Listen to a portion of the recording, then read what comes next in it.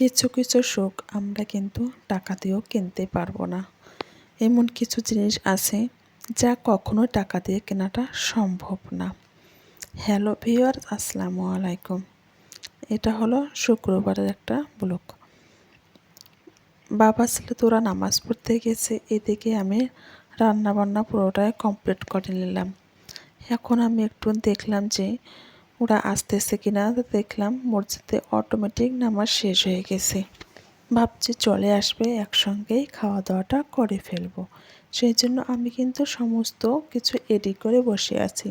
ওরা কখন আসবে, আমার কিন্তু প্রচণ্ড প্রচণ্ড খিদা পেয়েছে। ওরা আসবে, একসঙ্গে খেয়ে নেব। এই তো আমার সমস্ত কিছু নিয়ে আসা হয়ে গেছে। এখন আমি গেটে দাঁড়িয়ে ওয়েট করছি ওরা কখন আসবে।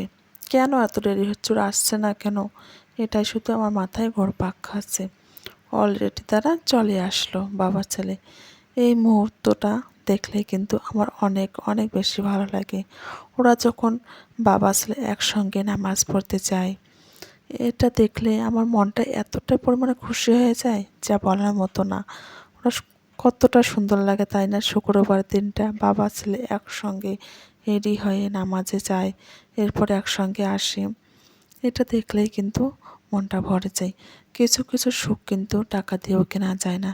এই যে বাবা বা ছেলের ভালোবাসা, এটা কিন্তু কখনোই টাকা দিয়ে পাওয়া যাবে না। এমন কিছু জিনিস আছে যা টাকা দিয়ে কখনোই পাওয়া যাবে না। টাকা দিয়ে কি সব কিছু হয় না? কখনোই হয় না। বাবা ছেলের ভালোবাসা, মা ছেলের ভালোবাসা, একটা সন্তানের প্রতি বাবা মার ভালোবাসা, এটা অর্থহীন। এটা কোনো টাকার প্রয়োজন হয় না, জাস্ট একটু ভালোবাসার প্রয়োজন। এদিকে অনেকগুলো আটা নিয়ে আসা হয়েছে। যেহেতু আমি প্যাকেটের আটাই সবসময় ইউজ করে থাকি, কিন্তু আজকে আমি খোলা আটা নিয়ে এসেছি। এই খোলা আটা নিলে কিন্তু আমি যেই কাজটা সবসময় করে থাকি। এই যে দেখুন, আমি এখন সুন্দরভাবে চালিয়ে নিচ্ছি। অনেক সময় কিন্তু দেখা যায় এরকম খোলা আটা কিনলে ছোট ছোট কিন্তু পোকা হয়। সেই জন্য আমি সবসময় চেষ্টা করি আটাটা সুন্দরভাবে ঢেকে নিতে, যাতে মনের সন্দেহটা একটু দূর হয়। কিন্তু এই আটাগুলো একদমই ফ্রেশ ছিল, কোনো রকমই পোকা ছিল না। তবু কেন একটা মনে সন্দেহ থাকবে, সেই জন্য আমি সন্দেহটা দূর করে নিলাম। আপনারাও চেষ্টা করবেন এইভাবে, একটু সময় লাগুক কিন্তু সুন্দরভাবে ঠেকিয়ে নিতে। তাহলে ছোটো ছোটো যে পোকা থাকে সেটা আর আটার সঙ্গে মিক্সড হবে না, নিশ্চিন্তে আপনারা খেতে পারবেন।